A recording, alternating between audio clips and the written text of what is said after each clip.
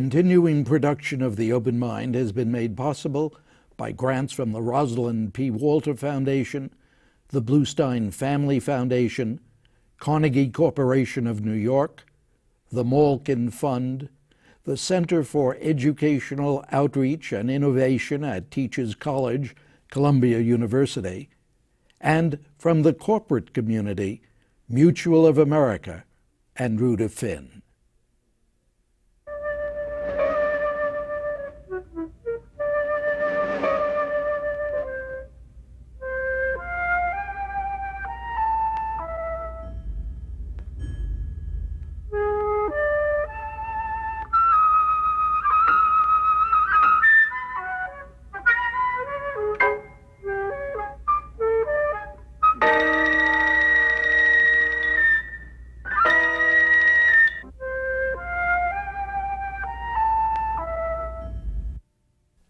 I'm Richard Heffner, your host on The Open Mind, and I had the interesting experience the other day of watching and reading just some of the many television appearances today's guest has made over recent months.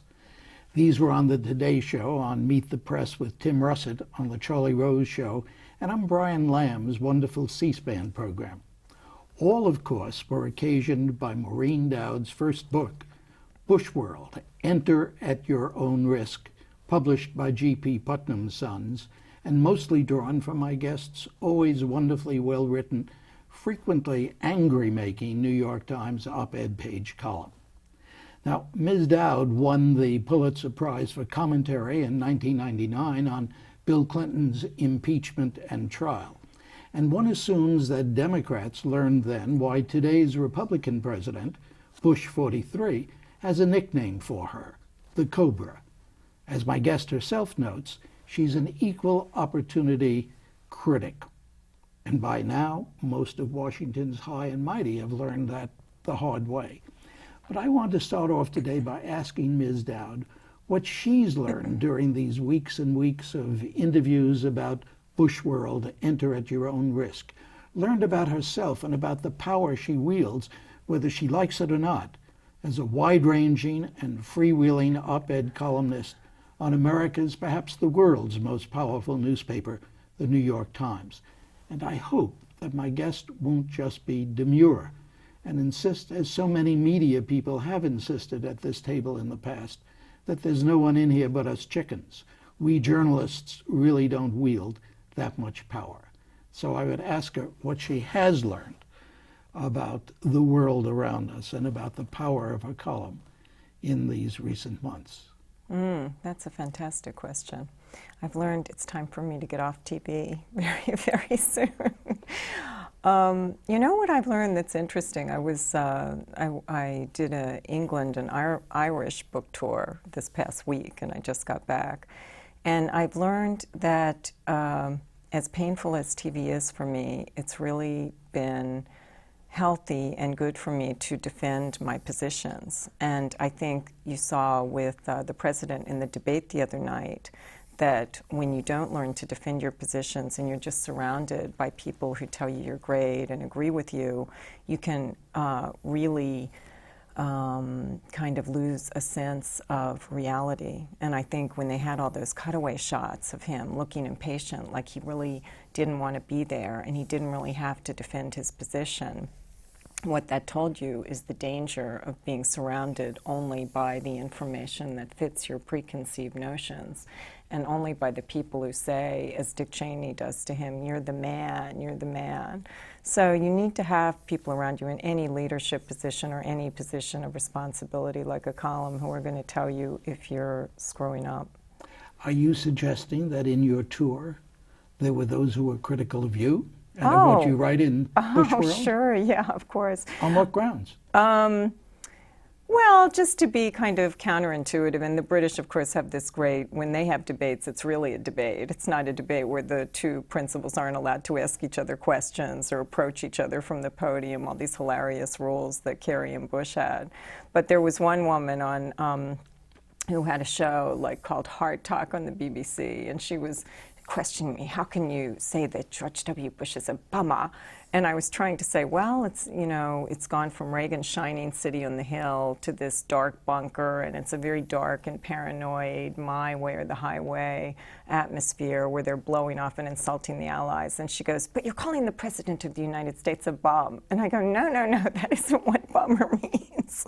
I was trying to explain it was American slang for kind of a bad trip, but... Has anyone here been very critical of your book? As I watched those programs, they were all enormously admiring. Yeah, I expected conservatives to be more critical, but it's funny, I invited a lot of, I had gotten to know well and liked a lot of conservatives when I covered the first President Bush and the very tail end of Reagan. I covered a little bit of Nancy Reagan, but I didn't break the astrology story, unfortunately, although I did ask her if she was superstitious once. Did you know it? No, we were on Air Force Two flying somewhere in Malaysia, and I had an interview with her, and I said, are you superstitious at all? And she goes, no, just like a normal person, and she was knocking on the Formica. But anyway, I got to know a lot of conservatives. Well, my whole family are conservatives, and a lot of them were at my book party, and I guess they have other fish to fry with Iraq and everything going wrong, but they didn't come after me as vociferously and, viciously as I thought they might. I mean, I think they know by now because they know, how I covered the Clinton White House, that I am, as you say, an equal opportunity skeptic, or as the comic Dave Chappelle puts it, a genetic dissenter. You mean it's in the DNA? Maybe. Because my dad was a police detective who was in charge of Senate security for 20 years, and he used to come home at night and just talk about whether the politicians, the senators, he was there with JFK and Johnson and, Nixon and all these guys, and whether they were phonies or whether they were decent people, more than he judged them that way rather than the party. So maybe that is in my DNA. Will you give us a list? Which were the phonies and which were the real ones? In those days? Yeah. Or no? Yeah. Well, my dad actually said, Richard Nixon and Barry Goldwater were two of the nicest guys he met. Johnson tended to be a bit of a bully, and JFK, my brothers were pages, and they said my brother delivered mail to JFK, and Richard Nixon had adjoining offices in the Senate at one point, and he said when he'd go in JFK's office, you were instructed by the head of the pages not to talk to JFK or to try not to look at him as though he were a king, and he would never acknowledge the pages when they came in with the mail, and then you'd go next door to Nixon's office, and Nixon would be like, hi, Mike, how are you? How are you doing today? How's your family? And he'd be the most charming guy in the world, which only proves that Nixon knew he had small-scale charm, where he had to charm people one by one, and Kennedy knew he could blow the screen away and charm everybody at once. There was a question in one of the programs I watched. It was the Charlie Rose question. I was quite taken by it. And in fact, when Charlie said, can I see the Catholicism in your column? You said, that's a good question. But you really didn't go on to answer it. And I'd like you to answer it. Well, it's hard for me to tell, really. Of course, I think, if I have one thing going in my favor as a journalist, it's been my ability to trust my own eyes, to see the world as a woman and a Catholic and a working class woman. And I don't try and be something I'm not. I mean, I look at the world that way. And so during Anita Hill, everyone always asks me, how did you know, that would be this big story, and that, that it would turn into this big thing where it was these white male judiciary committee who didn't seem to get it, about a black woman. And I have to say, I didn't even see that. Hal Raines, the bureau chief, was the one who kept pressing me, like, let's look into this. But in other cases, and then as that went on, and in other cases, I try to trust my eyes, as I've been inculcated in all these things I grew up with. And inculcated how? Well, not in what way, but what are those well, basic I've just been principles? baked in, I am working class Catholic female, and that's how I see the world. I don't know exactly. I mean, I think it would be for others to analyze, why that makes a difference. It's funny that you say that's for others to analyze. The thrust of your book is basically this Freudian approach to Bushworld. And it's quite something when you write, I have covered other feverish bouts where Washington was overtaken by the convoluted psychologies of people in power. The Iran-Contra hearings, the Clarence Thomas Anita Hill sexual harassment hearings, the Clinton impeachment hearings, the 2000 election stalemate. But this is the most astonishing and dangerous subordination of American history to particular psyches I've seen. It's bad enough that 2 presidents have been trapped in Bushworld, the perverse theme park created by W's posse. But now all of America and most of the planet find themselves trapped in Bushworld with them. What do you mean? Well, everything that's happened in this administration has to do with the son's relationship with the father, and everything that's happened to us has to do with their relationship. From the very beginning, the fact that the son, when he ran for president, was very unformed and didn't know much about foreign affairs. So the father had to surround him with his own Desert Storm Council to give voters confidence that he would be able to run the country. So he surrounded him with Cheney and Wolfowitz and Condi and Colin Powell. And that was made clear very early on in the campaign so that W would be seen as having more gravitas, because when he had the foreign affairs quiz, he didn't know who General Musharraf was or any of the other world leaders. So from the beginning, he stayed away from foreign policy because, as in any family, when you've got, I've got a niece who was great at ballet, so her sister didn't want to do ballet. It was the same with W and his dad. His dad was obsessed with foreign policy and very good at it. And so W stayed away from that. He was overawed by his father to start with and didn't want to compete with him. So he was the loyalty vetter and evangelical outreach in the campaign, but he was not involved in or interested in foreign policy, probably because his dad was so much so. So he starts out with this, like kunai on foreign policy, and then he's surrounded by his dad's people because of that. And then once he's elected and 9/11 happens and he still doesn't know that much about foreign policy and has this steep learning curve, Cheney steps in and becomes much more influential because W is unformed. So everything follows from the father-son relationship, including the fact that W and Karl Rove used the father as a reverse playbook. So everything that the father did, they do the opposite so that they won't have a one-term presidency like the father. And that includes going back into Iraq and fixing, the ending of the Iraq War, as the father left Saddam, so the son had to get rid of him. If it were all aimed, as you suggest, at re-election and not having, again, one-term presidency, were they smart in what they did? Well, I understand, I understand why they don't want to repeat some of the father's mistakes, and I guess that's smart. But when W so blatantly presents himself as the heir of Ronald Reagan, a man who overwhelmed and intimidated his father for 8 years, and then the father finally gets out of his shadow and has his own presidency, and then has to watch his son present himself as the son of Reagan rather than Bush.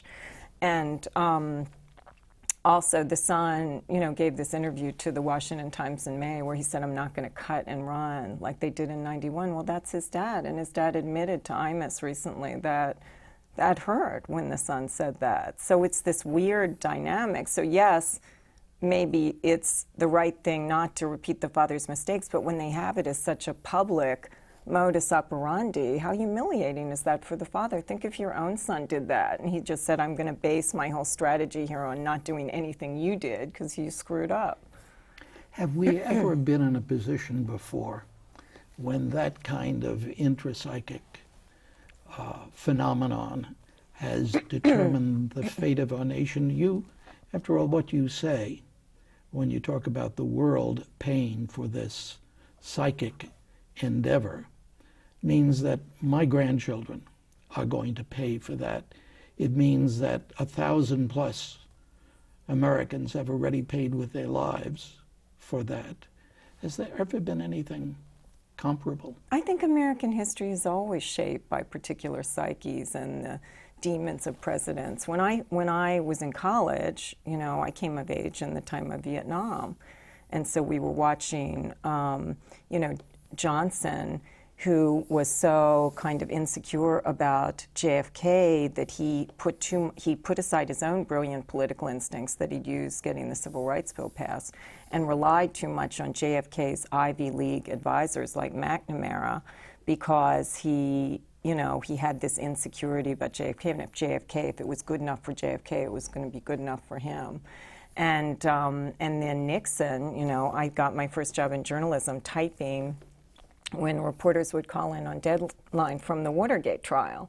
And certainly Watergate, you know, all these crises that scarred Americans and became our national nightmares came from the presidents having these demons and insecurities, and Watergate came from Nixon's demons and insecurities. So I think, you know, this happens a lot because presidents are humans, and that's how Shakespeare made his living, you know, describing, you know, the fatal flaws and screw-ups in, you know, by kings. And you know, human nature doesn't change.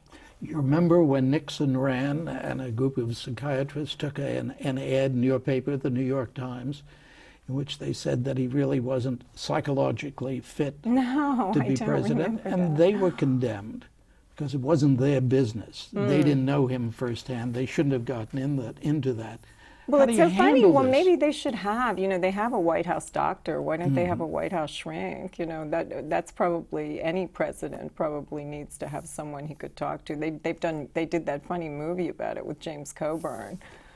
Do you remember that? Yeah. And the sense of what the president was really like, the inside? Yeah, and they had it on the West Wing. The president kind of talked to a psychiatrist. That was a wonderful plot line. But in real life, it would be, you know, politicians would get destroyed if they ever, you know, were seen as seeing a psychiatrist. Now listen, let's not just joke about it. There may be a headline in your paper or some other paper that says Maureen Dowd recommends that there be a psychiatric examination made public. Perhaps, how serious are you about delving into someone's inner thoughts, psychiatric problems, advantages, etc.? Do you think we can do it? Well, I don't think of, you know, what I do in this book as psychobabble. For instance, I use the term psychobabble when Gore and Clinton came into the White House. Gore brought with him a facilitator that he had had when he was a senator. And they all went to Camp David for the weekend with the facilitator, and the facilitator urged them to tell stories from their childhood that were scarring. And Clinton talked about, you know, being a little fat boy, and Madeleine Albright told stories, and Warren Christopher, as I recall, refused to get involved in this. But Gore was very much into this kind of thing, and at their convention they used a lot of, you know, they both talked about how they'd been in psychiatric counseling. Gore when his son was in a car accident, and Clinton when his brother, you know, had a cocaine problem. And so they were very much had the language of psychological counseling, but the Bushes are the exact opposite. They're WASP, they're not introspective, you know, they don't want to answer questions or be questioned, and it's a complete opposite situation. But I don't think it's psychobabble, because I think your relationship with your parents, you know, determines everything. I mean, when you date someone, if they've had like a bad relationship with their mother, it can bleed into your relationship with them. I mean, that's the way we live. That's myth, that's literature, that's everything. You know, everything is our relationship with our parents. No, I wasn't saying that in the book was psychobabble. That's language. You say what you think about the relationship, the psychic relationship, right out, and you're saying that the rest of us are stuck with it. Now, what do you do? Oh, what do you do? You can be aware of whether your fiance's mother or father did this or that, or what the relationship is. What do you do when you get to this level? You think we should give them some sort of psychiatric evaluation Well, before the election? You're really I suggesting don't know. You it. know, I've never been to a psychiatrist, and my dad used to, think they were witch doctors. So I'm not quite sure how that should be handled. You've never been to a psychiatrist. What leads you then to delving into the psychic relationship between father and son here? Shakespeare? Yeah, because I don't really think that the kind of relationships between within a family and in what you might call here a royal court are psychobabble. I think that's the essence of life. What are you going to do when you grow up? What are you going to do when? I mean, I know. That's a good question. Can't imagine you're going to be willing to continue to do what you're doing. Yes, right I'm now. not going to cover the Chelsea George P. election. I can guarantee you that. Prediction? I don't know. They both seem very interested in politics, and we seem trapped in this kind of Bush, Clinton, each dynasty trying to get a restoration. I mean, if Bush wins, it'll be the beginning of the Hillary restoration. But what are you going to do? That's a good question. I've threatened to go and be a cocktail waitress in Montana, but What's the matter with that? I know I'd love to be like a torch singer if I had a good voice, but I don't. So You have that torch singer look. is that a compliment or an insult? I don't know. It's neither. It's a statement of fact, but you do feel that way, don't you? Only in my Sometimes. fantasies. Only in your fantasies? Julie London, that's what I want to be when I grow up. Not bad. Not bad. Except I might not marry that dragnet guy. Jack Webb. Look, being serious, very serious for a moment,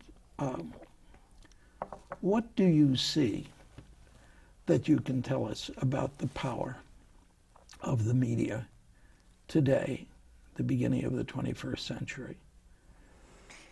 Oh, I don't know. Hal Raines always used to say, if the media had so much power, Ronald Reagan never would have been elected. Well, people said that about Franklin Roosevelt, but you don't believe that. I don't know. There's so much. The media is so disparate now. We've got bloggers and we've got, 500 cable stations. It's not like in the days of James Reston, Walter Lippmann, where they would hand down their opinion, every few days, and it would be ex cathedra, and everyone would be waiting for it. I mean, it's just, we're in a Tower of Babel with everybody yelling at each other and everybody contradicting each other, and I don't know. Do you think, though, that your paper, has been said so many times, sets the agenda?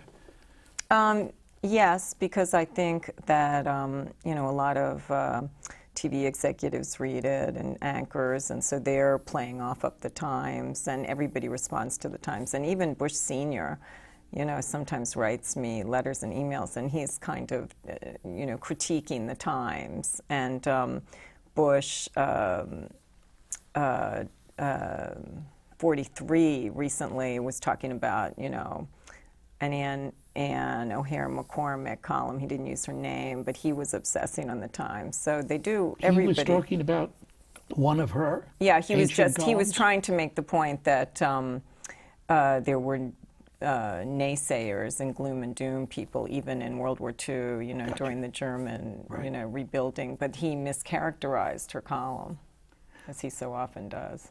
Why? He just hadn't read it, and the speechwriter had misread it, and they stuck it in the speech, and he was just repeating what the speechwriter put in. When I go back to the early columns, by early I mean early in the Bush administration, in this quite a book, Bushworld. Don't you love the cover? The cover Did you is see the magnificent. gargoyle on the spine? I love Yes, that. yes. Everything, but that favorite was your ability to get your friend, the artist, to do that. Yeah, I was lucky. Arthur Gelb told me, he said, Oliphant is the Hirschfeld of political cartoonists, and you've got to call him and ask him to do it. Even though I was sure he didn't remember me from the Washington Star, because he was a big star and I was a dictationist. He did remember you, though. I guess he's so, he's an Australian and sort of very shy and a man of few words. So I'm not sure how well he remembered me, but he agreed to do it. You know, I don't want to go back and forth. We just have a couple of minutes left.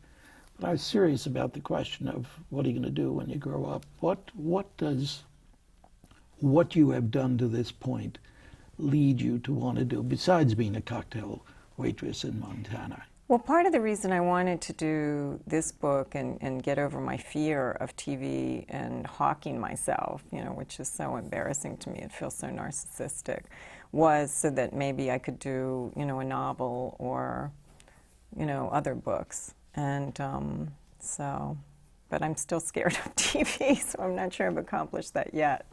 What do you mean, scared of TV? I'm scared of it. I am. What does that mean? That I don't like to go on and talk about myself. I can't wait to get off. I feel like I've destroyed all my mystery that I spent all these years. Oh, well, that's true. Protecting. That's true. Now I'm just another TV chatter, well, nattering nabob of... as your friend Bill Sapphire exactly. would have said, maybe the answer is to go on television. More. To be a television news person. Get my own show. Journalist. I don't know about that. Well, I know because the Putnam publicist tells me I say too much, and my friends tell me I say too much and talk like a valley girl. So I've got a long way to go. Where did you get that?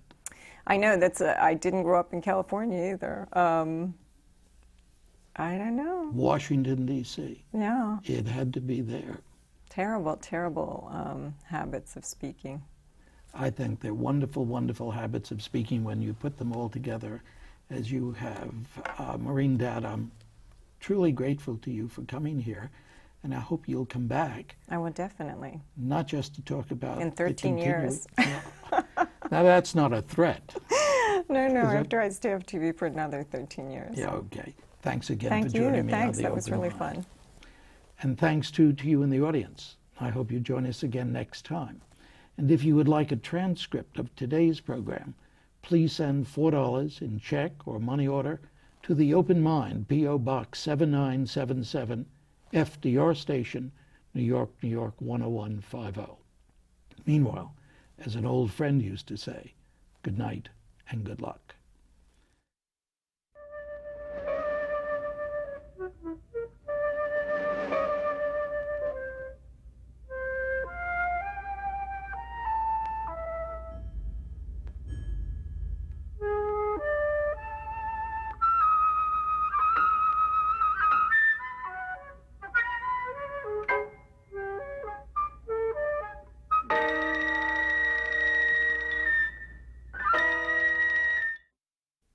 For nearly a half-century now, our purpose here has been to provide the light of reasoned discourse rather than the heat of verbal battle.